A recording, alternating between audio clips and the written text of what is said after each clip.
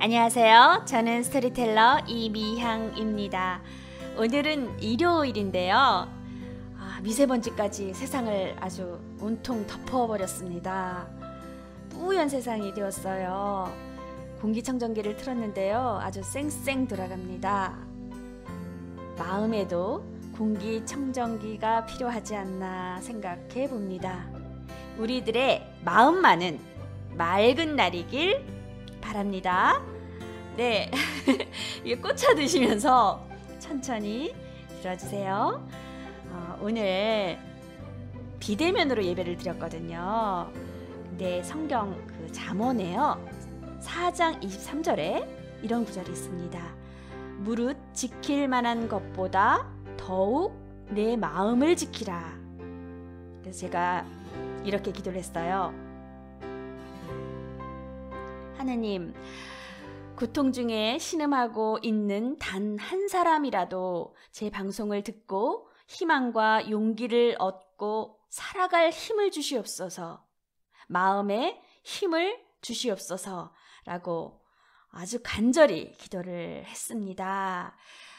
존 맥스웰이라는 그 최고의 리더십 전문가이면서 베스트셀러 작가이신 분이 힘에 대해서 이렇게 역설을 했습니다. 힘에는 4가지가 있는데, 첫 번째는 생각하는 힘, 두 번째는 변화의 힘, 세 번째는 오늘의 힘, 네 번째는 열정의 힘.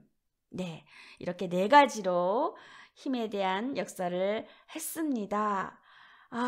오늘 제목은 긍정을 훈련하라 입니다. 긍정을 훈련하라. 그래서 힘을 키워라, 이런 내용입니다. 저의 책 127페이지부터 129페이지까지 낭독하겠습니다. 살면서 크고 작은 어려움과 고통을 만난다. 가족이나 친구에게 말할 수 없을 정도로 정신적, 육체적, 경제적 고통을 안고 살아야 할 때도 있다. 어려운 시기를 견디는 방법엔 무릎 꿇고 절망하는 것과 맞서서 이겨내고 희망으로 승화시키는 것, 대체로 2가지다. 어떤 사람이 교수에게 질문했다. 교수님, 제 고통을 모두 없애줄 수 있나요? 교수는 이런 질문을 받을 때마다 이렇게 대답한다고 했다. 왜 항상 그런 태도로 고통을 대하나요? 고통도 인생의 일부입니다. 고통 속에서 배울 수 있는 것도 아주 많아요. 인생은 우리가 가장 고통스러운 순간을 통해서 성숙해집니다. 이 짧은 대화 속에 긴 울림이 있다. 이제부터는 고통까지도 내 삶으로 받아들이고 긍정의 눈으로 바라보자. 고통은 나를 발전시키는 원동력이며 내 그릇을 더 크게 만드는 기회가 될 수 있으니까. 세계에서 가장 영향력 있는 리더십 권위자 존 맥스웰은 모든 감정을 긍정적으로 대응하는 법을 제안했다. 긍정적 마음을 가지자. 신세한탄하지 말자. 타인이 나를 결정짓게 하지 말자. 어쩔 수 없는 것에 힘쓰지 말자. 똑같은 실수를 반복하지 말자. 좋은 일, 나쁜 일에 휘둘리지 말자. 고난을 받아들이고 그 속에서 성장하자. 긍정적인 사람은 마음 부자다. 그들은 어떤 상황에서도 행복을 찾아내고 만들어내는 사람들이다. 긍정은 의식적이든 무의식적이든 습관처럼 몸에 배워야 한다. 일상 속에서 꾸준한 훈련이 필요하다. 폭우가 쏟아져도 맑은 샘물은 늘 싱그럽다. 부디 긍정 훈련으로 행복한 샘물을 퍼 올리시길. 네, 여기까지 제가 읽었습니다. 참 좋아하는 사자성어가 있어요. 소욕지족. 적게 앓고 적은 것으로 만족할 줄 알며 예, 소욕지족. 그 다음 소병소뇌. 적게 앓고 적게 걱정하라 라는 의미입니다. 소욕지족, 소병소뇌. 적은 것으로 만족할 줄 알며 적게 앓고 적게 걱정하라. 네, 오늘 이분에 대한 이야기, 이분에 대한 인생 스토리를 여러분에게 들려드리고 싶어요. 제가 심리학에 관심이 많다 보니까 일부러 여러 심리 상담하는 그 내용을 찾아서 제가 방송을 많이 듣습니다. 그런데 며칠 전에 이분에 대한 상담 내용이 너무나 제가 공감되는 게 많아서 네, 들려드리고 싶어요. 이분이 음악밴드 자우림이라는 그 밴드에서 보컬이죠. 싱어송라이터로 굉장히 인정받는 우리나라의 어떤 독보적인 그런 뮤지션입니다. 뮤지션. 예. 근데 이분이 어렸을 때 너무나 폭력적인 아버지 밑에서 자랐다라는 것을 말을 하더라고요. 신체적으로, 정신적으로 너무나 큰 학대를 받았고요. 이 매를 드시는데 그 매를요, 목공소에서 굵기별로 맞추어서 이렇게 그 매로 때렸다고 해요. 정말 사랑하고 또 보호해주고 이렇게 해야 할 아버지가 공격을 하시는 거죠. 그러니까 이분은 어렸을 때부터 너무 어두웠어요. 세상이 어둡게 느껴졌다고 합니다. 세상이 다 가짜다. 이런 상황에서 또 죽음을 많이 목도했다고 해요. 아버지의 건강으로 인해서 뭐 응급실에 왔다 갔다 하시고, 또 키우던 고양이가 죽고, 고등학교 때 친구가 죽고, 또 성인이 되어서 사귀던 남자친구가 갑자기 돌연 사망을 합니다. 그리고 대학생 때요, 음악 카페에서 이렇게 활동을 하던 때에 거기에 화재가 났다고 합니다. 그래서 거기 지인들이 많이 죽고 다치고 했던 그런 트라우마가 있습니다. 이분이 1985년도 이제 이분 초등학교 5학년 때 동산이라는 동요를 작곡을 했대요. 선생님이 숙제로 내줬다고 해요. 그래서 이 동산을 작곡하면서 작사하면서 음악이 이런 거구나. 그래서 음악을 통해서 본인이 어떤 치유를 자신이 느끼는 거예요. 근데 이 동산이라는 노래의 첫 가사가 뭐냐면요. 오늘도 동산에서 친구를 찾는다. 뭔가 찡하지 않나요? 오늘도 동산에서 친구를 찾는다. 이분이 왜 상담 치료하기 위해서 오은영 박사님을 찾아왔냐면요. 2014년부터 번아웃이 왔대요. 번아웃이라는 것은 신체적, 정신적 피로감으로 인해서 에너지가 완전히 고갈된 상태를 말하는 거잖아요.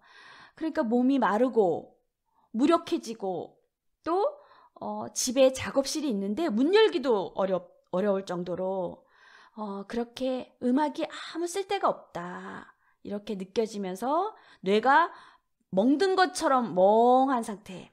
네, 이게요.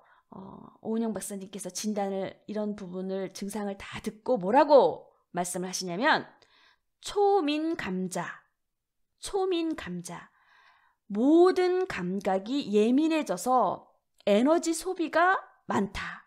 그러니까 힘이 없는 거예요. 에너지 소비가 너무나 많다. 초민감자라고 진단을 했습니다. 그러면서 유나 씨, 아버지를 미워해도 괜찮습니다. 아버지에 대한 상처와 아픔을 다 비워내지 못한 듯합니다. 네. 그리고 김유나 씨의 창조적인 활동은 본인이 생존의 동아줄이 되었을 것이다. 그 음악적 활동이 생존의 동아줄이 되었을 것이다. 그러나 지금은 누군가에게 음악을 통해서 동아줄이 되어주고 있다. 당신은 그런 사람이다. 이렇게 말씀을 하시니까 또 김윤아 씨가 막 이렇게 눈물을 흘리더라고요. 네, 그 아버지의 과도한 통제, 이런 것들이 자신의 음악을 통해서 자율적으로 이렇게 창조적 활동으로 본인의 그 생존의 동아줄이 되었다면 이제는 누군가에게 생명의 동아줄이 되어주고, 이 말이 너무 너무 좋더라고요. 참 따스한 느낌이 들더라고요. 저도 누군가에게 이 방송이 생명의 동아줄이 되었으면 좋겠다라는 바람을 갖게 됩니다. 네, 정신과 치료 중에 수용 전념 치료라는 게 있어요. 수용 전념 치료라는 것은 뭐냐면 수용할 수 있는 것을 수용하고, 네, 어떤 부정적인 정서나 행동을 피하고 막 변화시키고 이러는 것이 아니라 그 자체를 수용하고, 네, 수용을 강조합니다. 그리고 현재를 중요시해라. 현재를. 그러니까 이게요, 목표가, 수용 전념 치료의 목표가 심리적인 유연성을 증진시키기 위한 거라고 합니다. 심리적인 유연성을 증진시키기 위한 거고요. 현재를 직시하는 거고요. 현재를. 그리고 인생이 굉장히 고통스럽다. 어차피 인생이 고통스럽다라는 것을 그냥 받아들이라는 거예요. 그렇지만 목표, 자신의 가치, 이런 것들을 실현하는 데에는 방향을 돌려서 전념하도록 그렇게 돕는 치료법이 수용 전념 치료라고 합니다.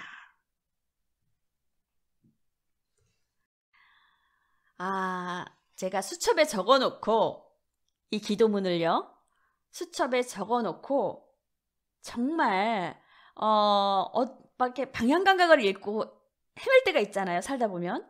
네, 이럴 때 스스로 캐물어 봅니다. 이거 내가 바꿀 수 있는 건가? 이거는 내가 내 의지대로 바꿀 수 없는 건가? 이거 받아들여야 되나? 이거는 또 내가 노력해서 할 수 있는 건가? 이런 것들에 대한 것을 캐물어 보게 되거든요. 이 기도문이 그런 내용입니다. 내가 변화시킬 수 없는 일에 대해서는 그것을 받아들일 수 있는 평온함을 주시고, 내가 변화시킬 수 있는 일에 대해서는 도전할 수 있는 용기를 주시옵소서. 그리고 이 두 가지를 구분할 수 있는 지혜를 주시옵소서. 네, 라인홀트 니부어의 기도문 중에서 우리는 이제 평화의 기도라고 많이 알고 있어요. 이 내용이 참 지금 이 시대에 필요한 내용이라는 생각이 듭니다. 그래서 소개를 합니다. 이 두 가지를, 내가 할 수 있는 일인가, 변화시킬 수 있는 일인가, 내 힘으로 변화시킬 수 없는 일인가, 이것을 구분할 수 있는 지혜를 달라는 내용이잖아요. 정말 이 한마디의 말이 정수리를 내리칠 때가 있습니다. 네, 내리칠 때가 있어요. 오늘 어떠셨는지요? 긍정의 힘을 좀 느끼셨나요? 오늘 작지만 좋은 일 3가지 정도 이렇게 마음에 떠올려 보는 건 어떨까요? 네, 작지만 좋은 일 3가지 정도만이라도 이렇게 마음속에 떠올려 보면 어떤 좋은 기운이 이렇게 올라오지 않을까요?